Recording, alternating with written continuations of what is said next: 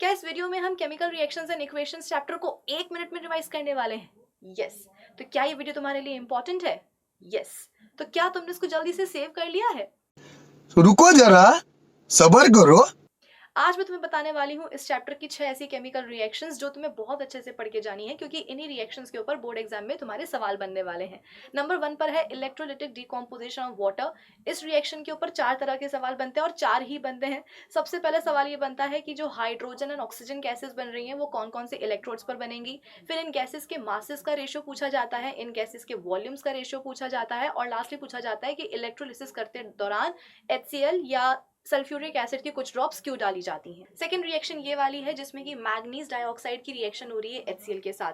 ये एक बहुत ही क्लासिक एग्जांपल है रिडॉक्स रिएक्शन का, और बस यही पूछा जाता है कि इस रिएक्शन में कौन हो रहा है ऑक्सीडाइज, कौन हो रहा है रिड्यूस, कौन है ऑक्सीडाइजिंग एजेंट और कौन है रिड्यूसिंग एजेंट। फिर थर्ड रिएक्शन है ये डिस्प्लेसमेंट रिएक्शन, जिसमें कि हम कॉपर सल्फेट सोल्यूशन में आयरन नेल डाल देते हैं। तो आयरन ज्यादा रिएक्टिव है, इसलिए कॉपर सल्फेट में से वो कॉपर को डिस्प्लेस कर देता है। सवाल ये बनता है कि कलर में क्या चेंज आएगा, तो कलर ब्लू से होने वाला है ग्रीन, क्योंकि कॉपर सल्फेट सोल्यूशन से बनने वाला है फेरस सल्फेट।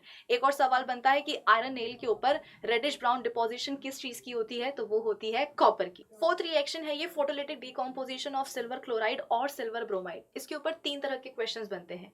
पहला सवाल बनता है कि इस टाइप ऑफ डिकम्पोजिशन में किस टाइप की एनर्जी देनी होती है सिल्वर हैलाइड्स को तोड़ने के लिए। सेकंड क्वेश्चन बनता है कि कलर में क्या चेंज आएगा। थर्ड क्वेश्चन बनता है कि ब्लैक एंड व्हाइट फोटोग्राफी में कौन सी रिएक्शंस का इस्तेमाल होता है, तो एग्जैक्टली इन्हीं रिएक्शंस का इस्तेमाल होता है। फिफ्थ रिएक्शन है लेड नाइट्रेट का थर्मल डिकम्पोजिशन। इसमें आपसे पूछा जाता है कि अगर लेड नाइट्रेट को हम हीट करेंगे तो क्या क्या प्रोडक्ट्स बनेंगे।